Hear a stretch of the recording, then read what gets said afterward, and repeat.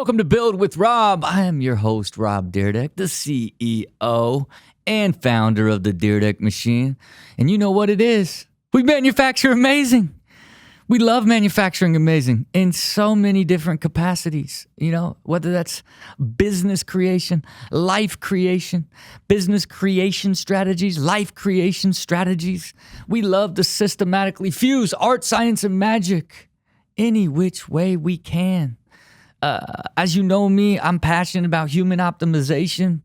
I got that do or die spirit, but I live with a machine mindset. I drive everything I create to automation and then optimization, because at the end of the day, optimization is where greatness happens. It is the absolute and complete truth. And at high optimization, what do you have? You have incredible energy.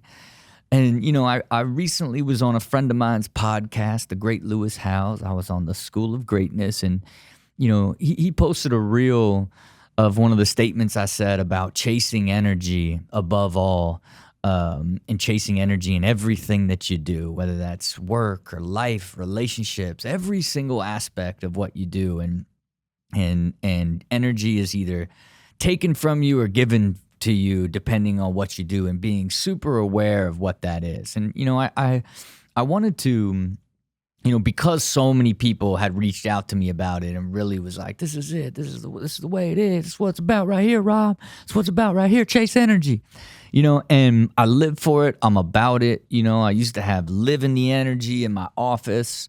I've always been really big on energy and how significant it is in your quality of life, and I would love to add a little bit more depth to, how I approach energy and sort of how I've evolved over the years of becoming what I like to refer to as energy aware, right? Like, I am super sensitive to my energy at all times in every single thing that I do. And, obviously it started first where I was, really trying to build a life around energy, and like, what do I love to do the most with my time, and how do I want to stay balanced, and what are the things that sort of feed my energy, and these sort of aspects. But as time went on, and I grew to be more balanced and more optimized, I really began to just become much more energy aware. And when I say energy aware, I just am super sensitive to how my energy is, and basically everything I do all day long, right? And whether that's a meeting with a particular company, a particular founder, one of my executives, whether it's preparing to shoot a television show, whether it's, preparing for this show, every aspect of my life, whether I'm on a Zoom for, a consultant to get my children into a private school, you know what I mean? Like, which, it's an energy drainer. That's an energy drainer for me. You know what I mean? It's like, a lot of things is going through my head there. I'm like, really, Rob, you got to pay for a consultant for kindergarten? Is this where you're at right now? This is the zone that you've got to spend energy and time on. But becoming sensitive to that, right? And understanding, that there are certain things, especially things that you do for the very first time, or that are new to you, or you're unsure of, boy, these are going to pull energy from you. The things that you know the best and that you love to do the most, and the people that you love to do it with, what are they going to do? They're going to give you energy, right? You can't wait to jump on those Zooms and be ideating and talking about new things you're working on, or whatever you're doing, a new product with the company, a new packaging design, these different things that I can't wait to get on a Zoom to go through, right? And the process of really beginning to, once you become energy aware, then now you've got to begin to optimize your life for energy. And that's where it gets a little bit tricky, right? Like, as you are really putting in the effort to understand what's giving energy and what's taking energy, you've now have to begin to make assessments on, hey, what can I do to make this be, give me more energy? Is that, should I not do this? Right. And some things that should you hire someone to do it? Do you have something that you need to learn so it won't be so draining? Is it just the beginning of the process, and the more that you do it, and the more you understand it, the more energy you will get from it? I think it's really beginning to look at all of the ways that you can optimize for energy after you become energy aware is where you're really going to discover a high quality life, right? That is where high quality living exists. When you can get up every single day and go from thing to thing to thing all day that gives you energy rather than takes from you. It's an extraordinarily high quality of life. And I said on Lewis's podcast that happiness is really found through chasing energy. And I really believe that. And it's, in my definition of happiness is really getting up every day, going from thing to thing to thing that you absolutely enjoy and get energy from, right? And that is easier said than done, because it requires you to spend a lot of time understanding the things that are taking energy from you, and then putting in the time and effort to evolve or change them so that they deliver energy rather than pull from you. But it's really, truly where you're going to find true happiness, right? And there's a lot of aspects to energy that's beyond just the decisions that you make, where you spend your time. It's also things you're not doing or taking on too much. A relationship or a problem with somebody. There's these things that steal mind share from you throughout the day that pull energy. And being aware of all of those and trying to build a life of when those come in, handle those. Make sure you clear those out. If you have something in the back of your mind that you got to do, get it done. And know that then you release that from draining you, right? When you have people in your life that are constantly just part of what pull you down, or take energy from you, you've got to change that relationship.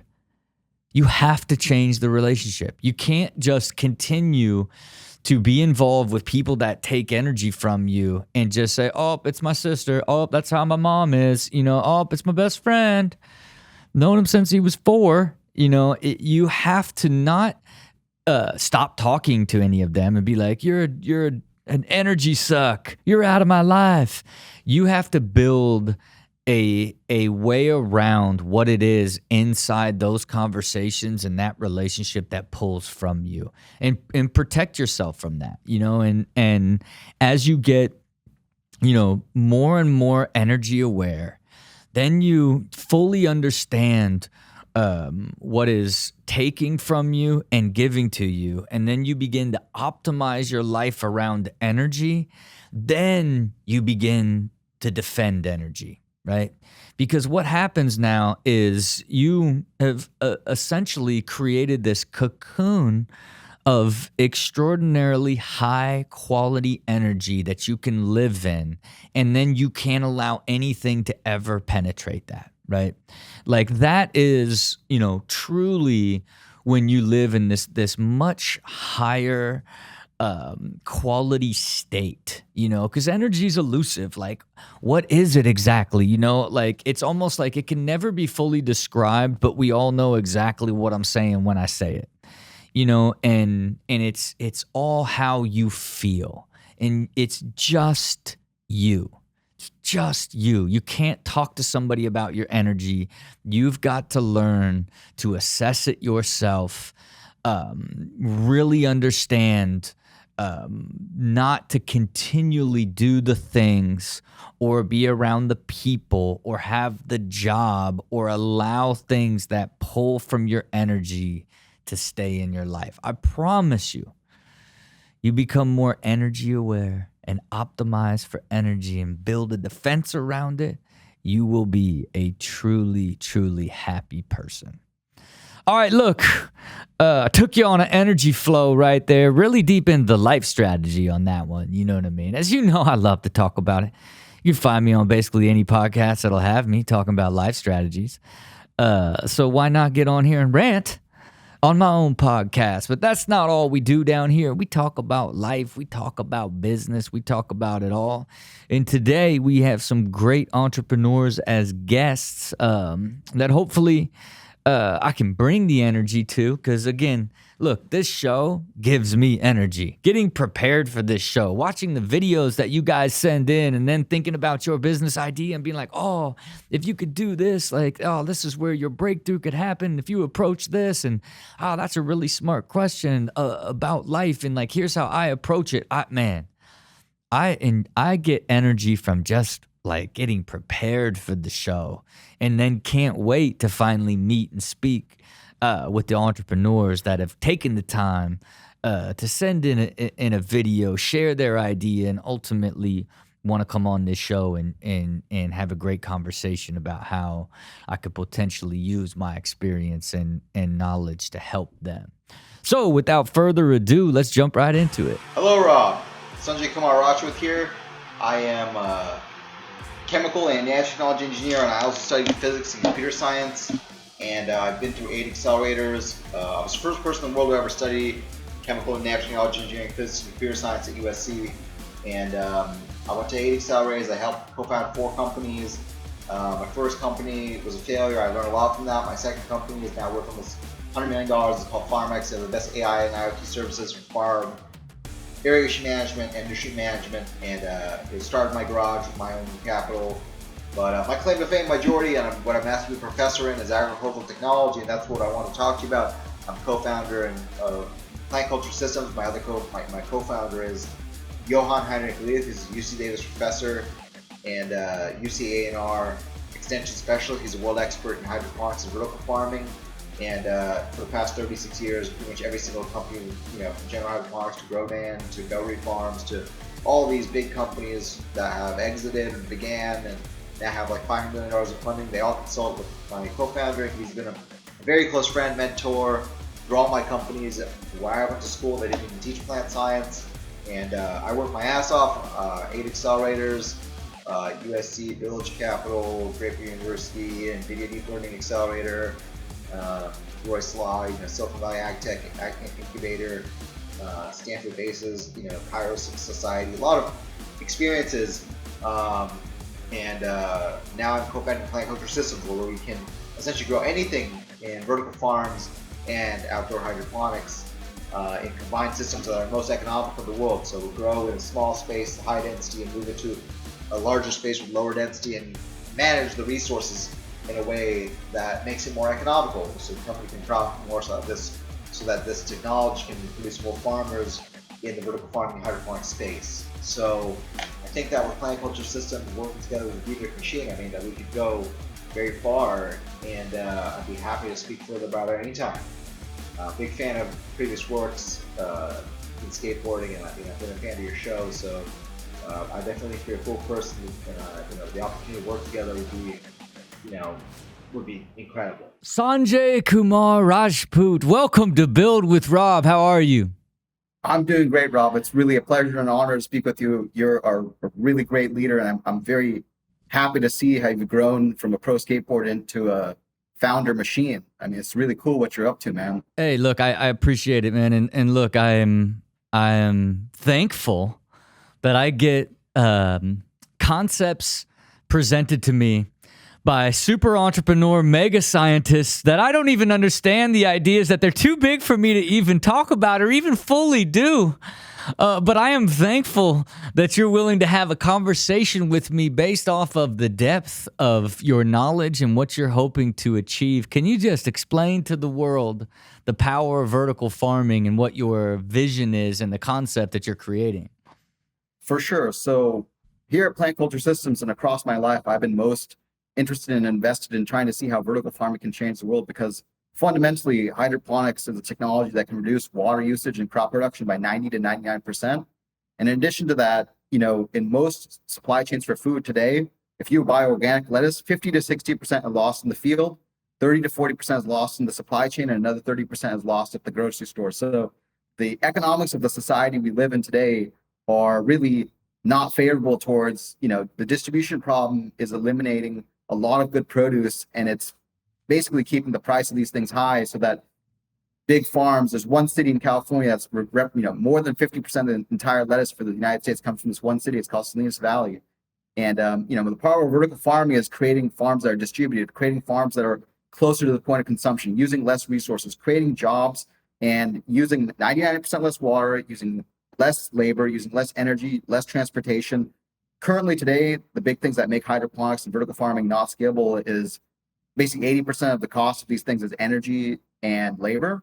After that, you're still getting a payback in 1 or 2 years, but it's really complex for people. And, I spent, since I was about 16 years old, I saw Singaporean rooftop gardens on a Morgan Freeman's science TV show. And I was like, dude, this is pretty sick. 99% less water. I was like, this is something that needs to be used for all of humanity. And my first kind of foray into this field was actually trying to create hydroponics for third world countries. So how do you create systems where you can recycle human waste and turn that into nutrients? And as I learned more about the hydroponics market, I started one company for controllers. That was my first failure, which I learned a lot from. And if anyone's watching, I'm sorry. I'm going to do my best to make it up to you. My second ag tech company started in my garage. Hey, it's a good sign. Hey, it's a good sign when you're still bummed on the people you lost money for. You know what I mean? They believed in me, and it wasn't my fault. They believed in me. It's my fault for choosing the wrong people, but it's like I've learned the hard way. How to bring Hey, look, it's a together. pretty good lesson as it relates to the type of capital that you get. If you get friends and family capital, like it's a lot more painful to lose their money versus like if you go and get a venture capitalist like capital who like and an angel investor who does this on the regular and knows that this stage is dangerous. And not saying that it would slow you down on you feeling upset that you lost somebody's money. Nobody ever wants to do that ever. But it's certainly a sign of like it's easier when it's part of the game that they're playing versus like if you took money from like a family or someone individually. It's a little bit harsher depending on the type of business you create. For sure. But my second company is doing pretty well. I hired a CEO who took his last role to about 50 million ARR. So basically, once I'd been asked to be a professor for my first company, I'd been asked to be a professor at UC Davis and IIT. And I was like, dude, I'm not really trying to be a professor right now. I'm trying to take this technology and scale it. So in California, it was the first time like where for years in a row, we were talking about the drought and how that's a big issue. So I had figured out that, I have this background in chemical and nanotechnology engineering, physics, computer science, and all these different things in plant biology. So I was like, I need to take what is good about me, my knowledge, and I need to apply it towards this problem that all these farmers in California are having an issue with water. And basically I went to 6 accelerators. I lived out of my car. I almost moved every 2 to 3 months. I lived with one of my investors who was a farmer, Anil Kumar Gupta. God bless you. You're salt of the earth, man. You're one of the best people I ever met in my life, brother. But these guys own 20,000 acres of farmland. They were on the board on Pistachio. I lived and shadowed some of the largest farmers in California. And that was up in Salinas? Was that up in Salinas? That was in Tulare, actually. Tulare is like the dairy and like almond pistachio kind of capital. It's kind of like really nothing. Like it's like Walmart, Home Depot. There's one of each of those, and there's like just maybe 4 or 5 major complexes of like business, and then small place. It's a very small town. Everyone knows each other. But I got to make a solution for AI and IoT, architected that, and essentially every other person that tried to do what we did at that company has failed. And my company, after I guess 6 accelerators, 90% of my peers went bankrupt or went into acquisitions or just straight up failed, and my company is still succeeding. So I left that company due to some disagreements in the overall management, but it was my baby that I gave the ghost in the machine its life, that AI. I paid a bit of my soul for it. And, I know for a fact that even if I were to die today, a piece of my legacy is a technology that is the best in the world, and you can only add to it. It can only get better. It's at a critical mass today. And that's, it's beautiful because it's going to keep helping humanity. It's going to help them save water. It's going to help them increase resource, efficiency, and help people get fed. And that's really what I'm most passionate about. And I see, plant culture systems today, and lab grown mining. I'm farming and mining. I'm very much a process engineer. And what we're trying to do is basically reduce the water usage, reduce the energy usage, and reduce the labor usage in vertical farming and hydroponics, so that it's a very profitable and economical game that we can basically, one of the things we're even trying to do in the future is put together co-ops of shipping container style housing and farms, so that we can, basically eliminate joblessness and homelessness together and try and supply major supermarkets. Because like when more than 50% of one thing comes from one city and most people own it all, like a couple of people own it all, I think that as we open up that ecosystem to allow more people to get in and allow it to be a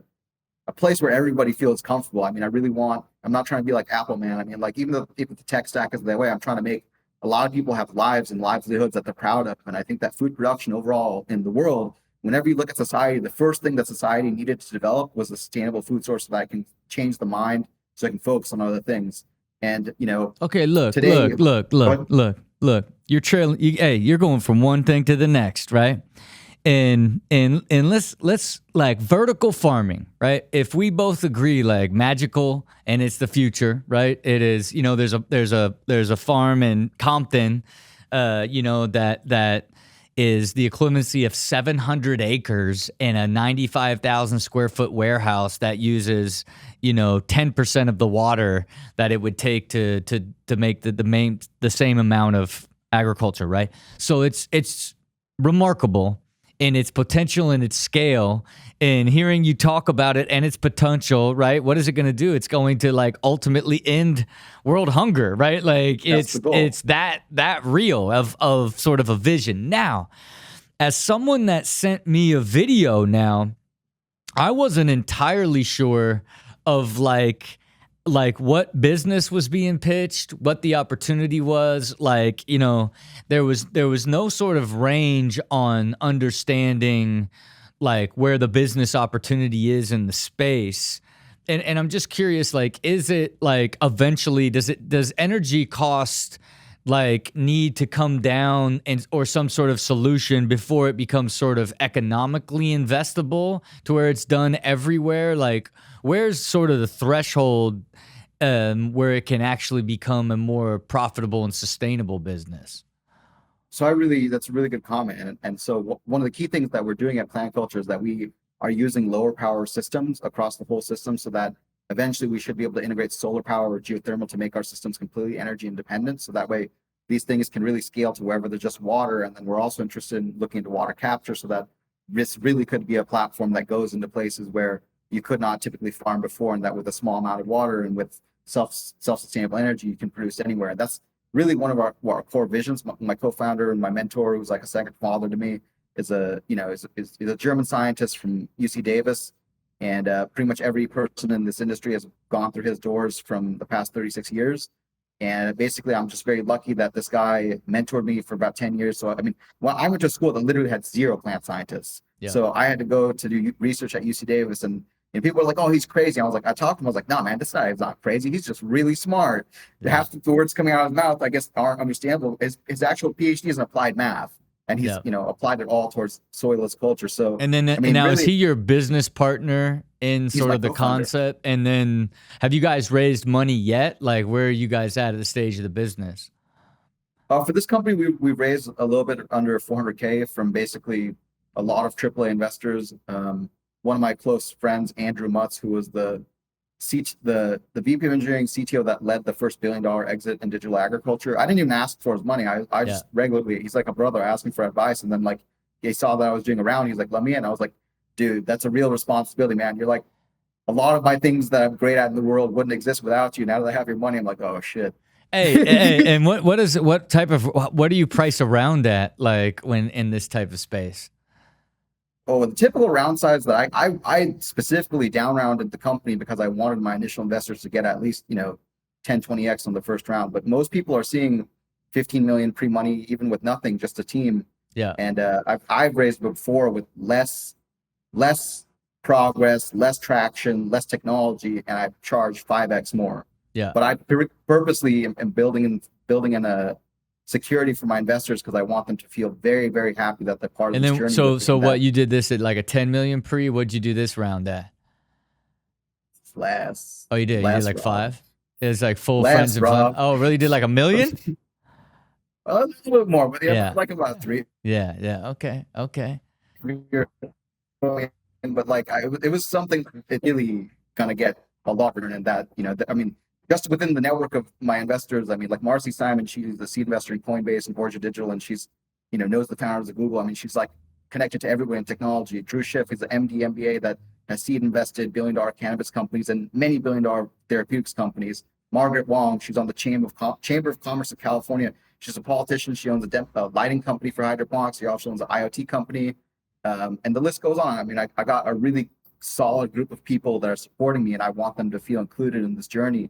I want them to feel very happy with, the fact that they supported me when I had just my ideas and, 4.5 years of putting in the effort to get it this far. And at this point, my target is a very, very large Series A, and I'm even looking for a growth CEO to help out, because in my last company, the problem is that we were developing service for farmers, and farmers are like really reticent to try new things. So even if they have 20,000 acres, if you try to sell to someone that the crop only yields once a year, like a tree. So the first year they try 40 acres, maybe 100. Then the next year they do 500, and then next year do 1,000, and then the fourth year they're like, okay, 5,000 to 10,000. So you're talking about a 4-year sales cycle. And during that whole period, you still need to offer your cutting edge top of line product that beats everyone else, so that you have a fundamental imbalance in your spend to run the company versus how much money you're making.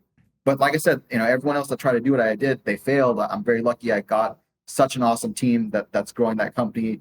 Yeah, and look, it's like when you go B2B and it's farmers with tech, you're already up against it. You know what I mean? So. Yeah, it's super interesting, and again, it's just so far outside our world. You know what I mean? Like, so it just exists on this plane that we just don't even like have a full understanding in how to even assess such an opportunity. But very, very amazing, and really see like its potential for the world that I think's quite remarkable. But hit me with the questions that you got, man. Okay, for sure. So. I also want to mention I am mining as well, if you want to ask anything about that. But basically, the two questions are: when you have the trust, respect, and likeness of people that have such greatness that you can go out and raise any amount of money, any amount. The primary thing that you need to do to focus on actually achieving the deliverable goods that make your opportunity valuable is growing a team. So when you have access to infinite capital, even if you have no money, but if you have access to getting an infinite amount, how is it that you continue to scale? Because majority of your time is that you need to be hiring great people around you so that you can continue to provide the company in the way you, like me as a technologist and like a company founder and salesperson, like I can't be doing every single task in a company, It's like when you have access to infinite capital, how do you go around quickly finding people that support your passion, the mission, and actually, have a measurable way to grow your team to deliver? I mean, look, I'm not like in a world where I'm constantly high growth, high body addition. But one thing, in the times that I have seen it done and done really well, it is the focus needs to be on literally hiring the person who's going to hire everybody and be the person that vets everybody, spending all that time and energy to make sure that the person who understands the vision, understands you, understands like the mindset, the skill set, the vision for everything is the person that's going to be on the front lines of interviewing every single person, recruiting every single person. Like if you just focus on making sure that one hire you do not miss on, then by the time people get to you, they're vetted so thoroughly, they're so perfect. Your assessment, boom, you're gone to the next one. Boom, on to the next one. And Outstanding Foods, our plant-based snack food company, is going through this phase right now at a pretty significant rate. And he was having trouble, right? Because it was so much of his energy and time was being pulled away, not only from like needing to go deeper on interviewing these candidates, but then getting a limited amount of quality of candidates, then choosing the best of that limited amount, and then going through the cycle of them not working out. So imagine how complex and like even more difficult it is then now you onboarded somebody, figured out they're not the right person, then had to bring another, holy moly. And he he really focused then on finding like a single HR body who then changed everything for them. And then it's just like, I mean, 3 or 4 new bodies that are perfect fits, like month after month, right? And it's been really, really effective. So, you know, I think, you know, when you start to get in that ready to scale zone and what that is, like putting that energy on that body will make all the difference, because it really is, you don't have the time. And then it's like, you can only evaluate those that end up on your desk, because you're not going to go out like recruiting everybody. But boy, I hope you get there. And I hope you get a bunch of people that are on the mission to change the world. You know what I mean? Well, I'm telling you right now, Rob, I'm actually interviewing 2 leaders to join, and both of them come with, you know, $1 million check. But basically, the problem I have with my last company is opposite in this company. I plan to do 5 profitable pilots in 2022, and the reality is we're now looking at doing between 500 and 600. Yeah. So when we're talking about 600 big containers, I'm like, dude, this is growing faster than my ability to learn. Like, and again, if you need, like, then you need the great operator, like to CEO operating mind to be able to like keep all of that in order, and then hire the bodies that keep that flowing, you know. So, but I know you'll do it. You're here to change the world. What's your last question, man? You got a really interesting question. Okay, so yeah, this is a good question that I want you to answer from the deepest realms of your heart. Well, I want you to bare your soul with me for a second here. So here we go. If you found a magic lamp, if you got a genie and this genie just said, the only thing you can ask for anything, but it's a non-selfish wish. Something. What are the 3 things that you would ask for from that genie? Yeah, and why? What leads you to this question? You know, I didn't plan to want to make a lot of money in my life. I actually wanted to be a monk. You know, I really wanted to get out of the world of like, you know, we're playing a rat race against each other, and you know, capitalism and war against each other to make money, to be at the top of the game. And that's why I learned to cut through it. But like, I didn't want to be this kind of person that I needed to be a leader in this business world. I realized the costs and benefits. I worked with angels and VCs, and then I also worked for a hedge fund. I worked for the devils. I mean, so I've seen what Wall Street and Silicon Valley at the highest level are like. Yeah. And I saw things that really, I wish I never learned the world works that way. I mean, I really learned some kind of, you know, heart shaking things, but it strengthened the fact that I still want to do some good things for the rest of the world.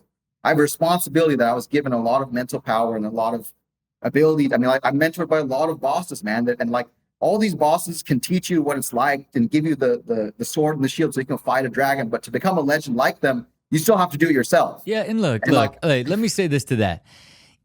You also get to build the journey any way you choose, right? And so my first wish, non-selfish, would be to teach eventually every child in school sort of my mentality of the machine mindset, where your life is a series of systems that if you integrate these systems and automate these systems and optimize these systems over time, you can grow into living a balanced, fulfilled, extraordinary life, right? And to me, I hope over time to create the tools to show people that, like, you can be a venture capitalist and be about business, but you can do it from a very harmonious state, right? And that you actually choose how you want to live in your business, in your life, how you want to master time and your own energy. And that's all dependent on the ideas you create, the people you surround yourself with, and the discipline you have to feed yourself the things that give you energy, rather than chase something that you hope will fulfill you, rather than living a life that is fulfilling. That would be number one. Number two would be to give the tools necessary for every child on earth to get preventative neuromuscular and skeletal structure alignment from birth, so that they have flawless biomechanics. Because as someone who will never allow his children to ever build a muscle compensation, and learning everything about his body and ultimately realizing that the communication between my neurology and my skeletal structure and the muscles that wrap it all together is what will build an efficient system that can sleep well, eat well, and have energy all day. I know that it's going to only be done if it's done in a preventative form at a very young age. So I would wish upon the world that every child had flawless biomechanics and perfect neuromuscular and skeletal alignment would be my dream. Okay, I know that's probably outside your world. I don't know if you can connect with that. Now, my third and final wish is that we would have telescopes with enough power that we could peer in on the trillions of planets all over our universe and see all of the interesting worlds all over this universe that are going on around us. That would be my wish, so that instead of watching The Bachelorette that I watch all the time because I love and reality shows and people getting hurt on ridiculousness, we could peer into some weird galaxy and watch a planet where people are now just evolving and riding on the backs of weird dinosaurs is what my third wish would be. But there you have it. Look, I appreciate you. I enjoyed the conversation. Thank you for sending me the video, and I look forward to getting the updates and seeing you changing the world, feeding the world, and becoming a billionaire along the way. God bless, man. All right, good to meet you. Doing good work for the world. Good to meet you, man. All the best. If we can provide a $1 value to a billion people, that's how we make $1 billion. Make it happen. I know you can. Thank you, Rob. All right, be good. Thank you, man. Hey Rob and the Dyrdek Machine team, my name is Austin, and before getting into the pitch, I just wanted to take a second to thank you for putting your time and energy into watching this pitch. So let's jump right into it. Now, the most important part of this whole pitch, the market and white space opportunity. So for the last 10 years, the market that I've been involved with, and I feel like a true expert in, is the fitness supplement industry. And the amazing white space opportunity that I found that I'm so excited to share with you guys is women's supplements. Let me explain. Roughly 30 to 40% of women who do work out do not take supplements. And here's why. The women's market currently only appeals to two extremes. Over here, you have your athletes, women who want to run faster, lift more, become more athletic, and who are solely focused on performance. They're over here.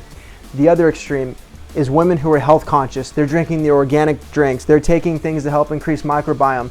They're primarily focused on health. So the white space market opportunity is right in the middle. It's super obvious. It's women who work out for the sole reason to look more attractive. And currently, there's not a brand nor a product line that caters to these women, and that's why this white space opportunity is so huge. The type of products we have to create for this group of women are called solution-based supplements, and nobody's doing them. What do I mean by this? So if a woman has a specific body goal, we create products that help her achieve that specific goal. For example, if she wants to grow her booty, we make a product called the Big Booty Kit. Why do I want to work with the Dyrdek machine? Before submitting this video, I wanted to make sure we were on the same page. I didn't want to waste your time, and I didn't want to waste mine. So I took a look at your guys' goals, vision, mission, principles, and I also had the extraordinary privilege to talk to some of the people you already work with, like Ryan and Jolie and a few others. And while talking to them, it clicked. I knew this was the perfect fit, and I couldn't be more excited to join your company culture. Austin Gain, welcome to Build with Rob. How are you, my friend? Hey, I am doing fantastic. It's a pleasure to finally connect, and I'm looking forward to the conversation. Yeah, so tell me, I love this type of pitch, right? This is dream scenario pitch. Because it's an experienced founder, right, who's done multiple companies and is pitching an idea within the space that they have expertise in, right? So it is, without a doubt, the way that I love and hope to get in the type of pitches that we get.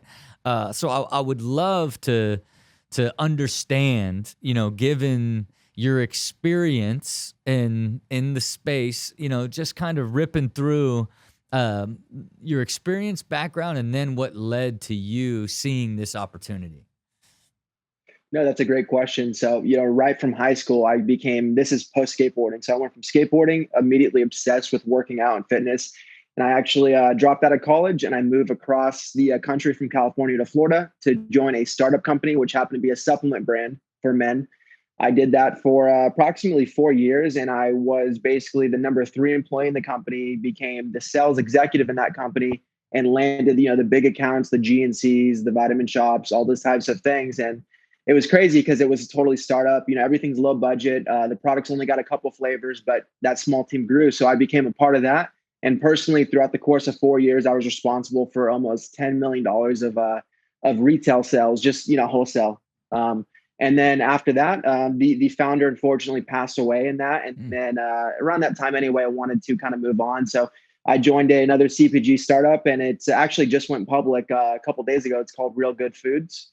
And I did that one. And I was with some of the guys that started that. I worked in the social media, did the same thing with retail, did that for a couple of years. And then finally I was like, hey, I'm pretty good at this business thing. And it kind of feels like a natural skill set and an inclination that I have. So I started my own business, but I did not start my first business inside of my area of expertise because I didn't see an opportunity. That's where I feel most comfortable. That's where where was that? Where was that business at? What was that?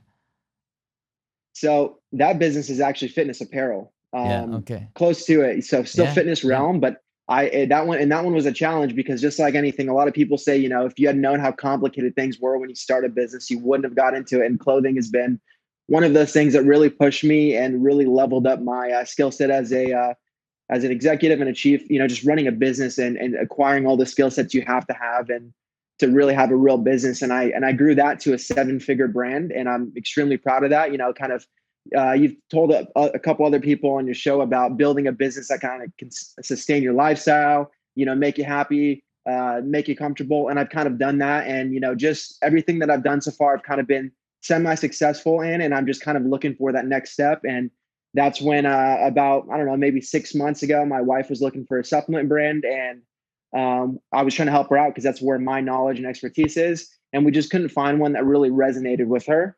And then, me, knowing that area, I was digging into it, and I found women's supplement lines, of course, but they're all geared and they're all advertised in a way that you have to know supplements, because if you don't know supplements for women, seeing pre-workouts and BCAAs and all this, technical and scientific words that men are used to, it overwhelms women. They typically won't buy. So it got me to thinking and getting down this rabbit hole of looking for a brand for her. And when we couldn't find one, we kind of talked, and then I kind of had that idea just sitting in my head, but obviously I wasn't 100% sure. And then following your evolution with the Dyrdek machine, and then seeing the things that you guys worked on, it kind of was just like, I read all the everything you're looking for. I talked to a couple of people you guys have actually worked with and built companies with. And in addition to that, obviously, like you said, this is a lot of the things that I have experienced founder, they lined up with what you guys are looking for. So I didn't want to waste time. So after I figured out, hey, I check all the boxes, this idea has some promise, and I truly believe that there's a big niche for this. That's when I reached out and I decided to pitch the idea specifically for the Dyrdek machine. And that's how we got here. But the idea, for people that didn't watch the video real quick, is it's a premium women's supplement brand specifically for women who work out to look more attractive. And it sounds simplistic, but kind of going back to what I said, that women who are just starting out, or women who don't know a lot about supplements, if they walk into a store and they see pre-workouts and BCAAs and EAAs and all this terminology they don't understand, it doesn't really, it's hard for them to want to purchase something. And I don't feel like there's any clear-cut solutions in this space for women who are like, hey, I just want a skinny waist, or hey, I just want to grow my butt, or hey, I just want to, I want to add a little definition here or there. So that's when I came up with this idea about solution-based supplements specifically for women. And I think with the right branding in a premium market, you can really have this opportunity. I believe is really huge. And that's why I approached with the Dyrdek machine, because this isn't something alone that I want to take on, because I think with a strategic partner that can invest the capital and also kind of guide in those directions and ultimately lead to an exit, that's why I presented it to the Dyrdek machine. And that's why I'm sitting here, is talk about that. Yeah. Yeah. And look, it's solution-based supplements is, that's a big one, right? It's like when I think about it, it's like, man, that is sharp. It's like when it's like skinny waist, like big booty, like fuller breast, whatever it may be. It's this, man, it's one of those things that I can't tell. Like if it's like too aggressive and like, hey, it's a dude doing like these like super sort of taboo sort of approaches and solution based for women. And anytime like a concept makes you feel some type of way, it's got something to it, right? Now it doesn't. Absolutely. Now, and I'll give you some examples, right? Like Liquid Death, okay? Liquid Death is, they pitched Liquid Death to us very early on. We passed, wow. It's, worth $400 million today. Now, I passed because, ultimately it was the creative director of my professional skateboarding league. And I'm like, I just don't know if this guy can run a company. And, it's his idea, we had no part of the idea. Like if we're not sort of at that stage, it's kind of hard. Yeah. And then another... he's went on to build it brilliantly and has some amazing capital partners and science and Mike Jones. And so it's like, it's a hero story and an amazing brand that continues to do amazing marketing. But there's this other kids that pitched us around the same time of a company called Ballsy, right? And it was for your butt, balls, and face. Right? Like, and it was like, too much. It's too much. Right. And they had already been generating revenue, but it was like men, like a ball wash. And it's like, for us, we could never do that. But both of those were like, man, well, it's either people are really going to connect with it or it's like nobody's going to connect with it at all type of vibe. Both went on to be extraordinarily successful. The Ballsy guys just got acquired, okay? Like, a few years later, right? And, Liquid Death's worth like $400 million. So it's like both of these, in this concept kind of puts me in that same sort of feeling, right? Of like, man, it's like really aggressive and it's either like, it will either sell itself in the clearest and simple way, and it feels bigger than just women, in my opinion, right? It's like solution based, right? Like instead of like putting the hammer into solution based, and it being just about women, it's almost like it's bringing supplements down into like you're only buying it for this, and it's not even as much about those that work out or whatever it may be. It's solving this problem right here, which when I think about it, like is where it has the real potential. Because for us, right, we have this sort of principle of like will you be proud if it fails? Right. And this like bigger booty supplements is like too deep into the like it doesn't quite pop past that level for us, even when we see the value in it. Same with like Ballsy. It wouldn't matter if we believed it could be, a $500 million company, even though they built and sold that thing in 3 years for a significant amount of money. Like we wouldn't want to like take the risk because we do so many different things. Like we want even our stuff that doesn't work to be like, man, that was an amazing concept. It just didn't happen to work. But that just to give you where my two ranges of my gut feeling on it, right? Where it's like, it's a little too aggressive for us, but I believe you got something really special there, right? And that could go either way, right? And the beauty of it is you could test that thing pretty quickly, and you could test a lot of them. You could test like, cohorts and solutions to see which ones kind of hit, because at the end of the day, it's still going to be an ingredient set that's like already in market that you can just sort of manage and make sort of unique to that particular solution as it relates to the product development side. But I found it fascinating that there was, believe it or not, like a bunch of booty and specific brands that were both supplements and cream to plump up that booty. Yes. Right. And yes. And so again, I was like, man, this is pure white space. Nobody's like doing this. So, I guess, my question to you is, and then all of the women's supplements out there, the influencer supplements, Vita Proteins, how collagen made such a wave. There's a pretty, like, women are covered in a super unique way. But I still think solution-based and getting super specific is where something special exists in there. So, that's a long rant of sort of my perspective on getting a little deep into it. But I just would be curious as to your thoughts on that sort of general feedback.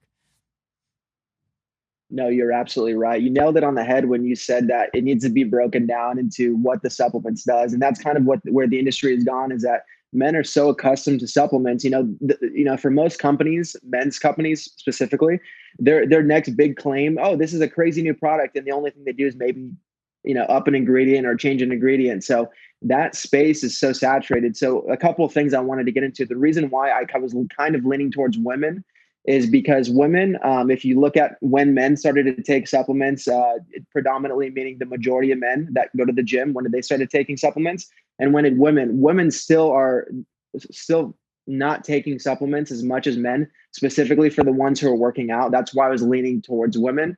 But to your point, the space and the white space on this and the opportunity, actually, I'm going to say this again, but it's, you have supplement industry is dedicated towards athletes, performance over here. And that's where I believe the majority of women's supplements are, or supplements in general are over here. And this is like the pre-workouts, the BCAAs, all the stuff you have to either be experienced or start diving into to actually understand. And then you have the other ones you mentioned, which is like the butt creams and the butt pills and all these things. And the interesting thing about this side is that these companies aren't suggesting women actually work out. They're suggesting women, I want you to take a look at this. It's crazy. They're suggesting women just take a pill or just rub this on your skin, and it's going to, help you look a certain way. Where I found the opportunity is kind of meshing that in the middle, where you're having them work out because, scientifically, where I feel good about, where I have to have integrity is scientifically, in order to grow a glute, you have to exercise. So the exercise portion, and in combination, being like, hey, here's specifically what this supplement does. And it's not just booty. It's basically anything that somebody has a goal about. So like, the great thing about the human body is everybody's got different goals, which means that you can sell to a wide market of people. I would never want to isolate myself to a booty or a bicep or or anything like that. I would want to basically be the company that offers simple solutions to the problem that they want or the goal that they have for themselves when it comes to how they look. Yeah. And that's where I kind of found it. So that's, I hope that kind of answers that question. No, it does. It adds a second dimension to it, and it's like, because I go straight to like the solution based without the work, and the sense of big scale, right? Because you think about like the gummy, the gummy for hair. I can't think of the name offhand, but it was for the gummies for hair. And how just DTC, like, if I can have this tasty little gummy and it's going to make my hair shiny and fuller, I'll take it. And converted everybody, and still is converting at a really high level in a world where it's super crowded ad space and paid advertising, right? So it's and again, same thing. It's pure solution based with take this. Exactly. It's magic pills, right? And look, like you're suggesting magic pills with work, right? And that's exactly. And I probably, oh man, again, it sits in a no man's land. I love solution based with no work. I love this idea of like, here's all these things that can help push this along, and we would advise that, to really make this work, do 50 squats a day. You know what I'm saying? Like whatever it may be, but like, this, like for whatever this would be, this is just like, targeting like glute development, which I know is unrealistic, you know what I mean? And I'd be curious to like even, what these ones even are, man. They're super funny, man. It's curvy, pure buttocks, plumping and enhancement lotion. It's Bum Boutique butt enhancement cream and pills. It's the glute boost. You know what I mean? It's like, man, they're so like the perfect booty boosting cream and pills. Like it's, you know, but I found it fascinating on solution-based supplements. And I don't like know exactly. Like I understand now sort of in the concept of like, now it's really for those that work out, like here's the combination of the two to get you there, which I think is an interesting, a smaller market, a harder to acquire market, right? Because now you got to kind of walk a line of like, hey, you're the fitness, but you're that when you're in fitness, you need to be spoken to in somewhat of an authentic way, not all the way over to the pre-workout and all the other stuff, but there's still an authenticity there that I think something like collagen for skin really covers. Like when you know what collagen is, if this will help repair and strengthen my collagen, that means I'm going to get less wrinkles. Like I'll take everything you got with collagen. Is basically what Vital Proteins was able to accomplish with that sort of thing. That was solution based, you know what I mean? So again, you know, it's landed in this sort of no man's land for me, but I do think like really attacking that and putting it together with programs, there's something there. Without a doubt, man. But I'd love to get into your questions as well, because I think I could give you good insight based off of, you know, of someone that had to grow over time into the scale of opportunities that he was able to create for himself. So I'd love to get into those questions as well. No, I appreciate it. And I really appreciate the feedback on that. And I can't wait to let that boil in your head and for you to really think about this, because this idea, I think, with the right context and the right dimensions, multiple dimensions, I think it's a good idea. But let's jump into that first question I had for you. And it's just something that I feel really resonates to me, especially seeing someone as successful as you are. It's, you know, I've had moderate success just for the opportunities that I've had. But like, what was that mental shift that you had to where it really unlocked your full potential and really allowed you to scale your life, not just business and success, but just ultimately everything and every part of your life to where you feel you are now? Because I feel like, you know, I'm working, I'm grinding. Some of my success in a sense is like based off of hard work. Some of it might be a little bit of luck, timing, all those things. But I really believe that to really, for me to go to that next phase and really, you know, reach my full potential, there needs to be a bigger mental shift. And I'm kind of working through some of that. I just kind of wanted to hear your take and what you went through when you had that big mental shift to be like, hey, I can achieve anything. And I believe in myself to achieve those things. Yeah. I mean, look, because let me start first of why I wasn't able to get there early on.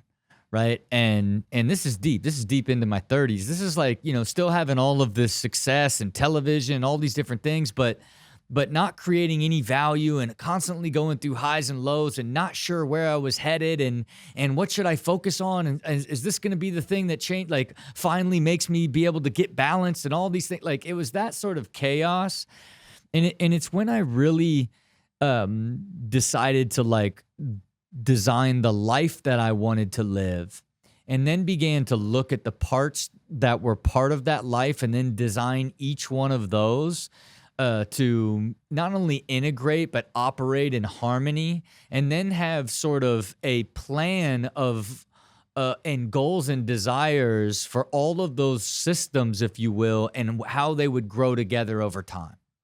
And what happened at that point is then, like, I really began, I got so much clarity that then I began, as I evolved, I started to grow and learn more, and what I wanted to do became more clear. As I got better and better, then my pathway to it was more clear of where I needed to put in the work to actually get there, right? And as you begin to grow towards the ideal version of yourself and the goals you set for yourself, that's where your belief builds over time, right? And then you just get better and better at how do you set another goal and go chase that down. And then you know the process. Hey, You set a goal, you don't fully understand it. You know the milestones you got to get there. You set off on the journey. About a third of the way through, it reveals itself. And it's like, okay, here's actually everything you need to do. And at that point, you decide, okay, let me buckle down and do this. Or you decide, I don't know if I want to do this, right? Like, this is way harder than I realized, right? And that's sort of this process that you continue to go through. But fundamentally, the way that I designed the person I wanted to become, the life that I wanted to have, the way I wanted to spend my time, why I wanted money, and what did I want to do with it, all of that hasn't really changed.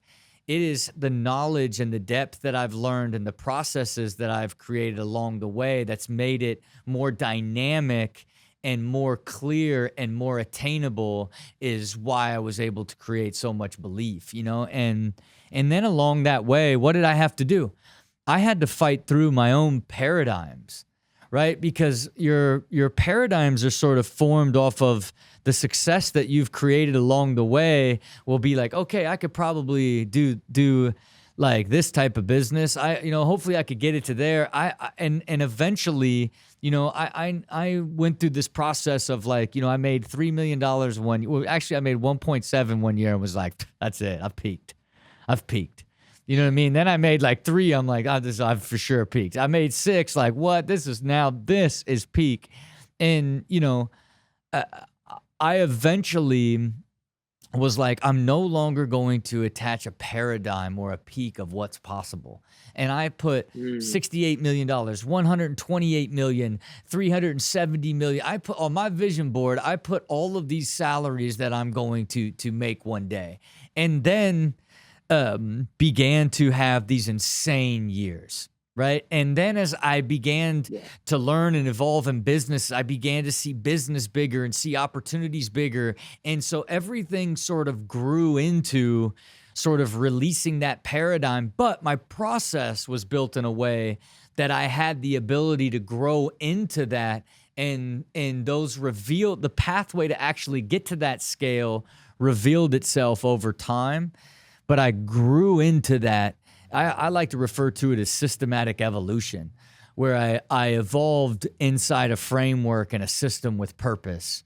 And boy, it gets real special when you do that in all aspects of your life, And then, you're happier, you have better energy, you're more clear, like you're more balanced, like so many more things are giving you energy and driving you and pushing you forward rather than pull from you. And it's a lengthy way of explaining it, but it's definitely something that I really wish for everybody, especially someone like you who's capable of it, of really looking at your life as sort of your time system, your career system, your investment and wealth system, your relationship and friends and family system, and build all of that in your health system, and build all of that together, and start first with really deciding the amount of time that you want to spend ideally, and then allow yourself to work really hard to get to that balanced life over time, rather than work really hard and hope that you get balanced one day. You know what I mean? And I know that's good. I hope you lock in and really understand that. But look, like keep pushing, and there's something special there. It's still just a little bit in no man's land for me at this stage. But I'd love to, as you develop it, feel free to send it and let us see if it doesn't connect with us at some point in there. Yeah, absolutely. I appreciate that information. I did have one more question for you, if you didn't mind, though. Yeah. Super simple, but what are your top 3 recommendations for books? It could be business, self-development. It could be anything. I was just curious. I mean, look, like to me, Think and Grow Rich is fundamental on how basically the entire universe works as it relates to building anything. I think principles, specifically life principles, as it relates to the book of Work and Life Principles of Ray Dalio, is like the ultimate truth and like how to build your own sort of the foundation of your system, if you will. And then I think, there's a book called Effortless that really, his name's Greg McEwen. He has 2 books, Essentialism and Effortless. And they both, and Essentialism is basically like, do what's essential. And then once you reach capacity, like you really have to like really look at all of the things that you can do to make it less effort, and I think those 3, read them over and over, forever, because there's always lessons that'll apply to you as you evolve as an individual that you didn't fully understand the first time you read it, Yeah, absolutely. That Effortless book just came out and you just pushed it to your top 3. So it must have been a heck of a book for you. Yeah. No, I just like it in concept, because for me, I refer to what I do as like the machine mindset, where I look at you, decide what I want to do, design it, and push it to automation. And then once you get it to automation, you can optimize. And optimization is where the extraordinary happens. When you're no longer thinking of how to do it, but you're only thinking about how to get it better, that is when you can reach extraordinary levels, right? And then in my case, it's then integration. Then integrate that into your life as a whole. And my life is essentially all of these highly optimized systems that together create this extraordinary, high quality, very easy, elevated existence, right? And for me, I've essentially taken all of these different ideas and turned it into a system that hopefully I'll be able to share with people that in a simple way that they can apply themselves and grow over time, A book that'll be perfect for you when I finish it, The Machine Mindset, 100%. I'm looking forward to that, man. I appreciate all the words of advice, and it's truly inspiring and motivating to talk to you and see. I've been watching you since 2002, man, when you were skating to Robin Big, to Fantasy Factory, to Ridiculousness, and all the bumps and ebbs and flows along the way. So it's awesome to talk to you and really get a chance to just kind of, I don't know, just chat. It's great. Yeah. Hey, I really enjoyed it and appreciate it, and look forward to seeing what you come up with, man. We'll talk soon. Yeah, Rob, all the best to you and the family. Thank you. Be good. All right, there you have it. Another episode of Build with Rob. Thank you all for continuing to support the show and always listening. Of course, like, subscribe wherever you listen to the show. You want to get more involved with us down here at The Machine, become a machinist. Go to dyrdekmachine.com, sign up to be a machinist, be part of our process.